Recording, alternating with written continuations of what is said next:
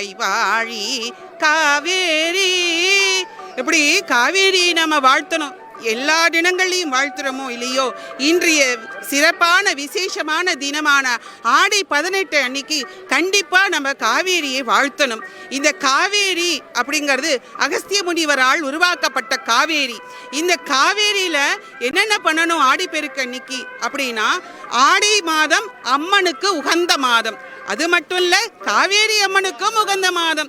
இந்த ஆடி 18 அன்று நாம் காவேரி கரைக்கு வந்து அங்கே பழம் வெத்தலை விளக்கேற்றி சூடம் காமித்து காப்பரிசி இட்டு அதன் கூடவே காதோள கருகமணின்னு சொல்லக்கூடிய அந்த வளையல்களையும் வைத்து நாம் வழிபாடு செய்து அதை காவேரி ஆற்று காவேரி அம்மனுக்கு நாம் சமர்ப்பிக்க வேண்டும். இவ்வாறு சமர்ப்பிப்பதால் நம்மளுடைய வாழ்க்கை நிறைவாகும். பெருக்கெடுத்து வரும். பெருக்கு அப்படின்னா பெருகிக் கொண்டே இருக்கக்கூடியது. அதனால இன்றைய தினம் ஆடி பெருக்கு. ஆடி மாதம் எப்போதுமே நல்ல சுபகாரியங்கள் செய்வதில்லை.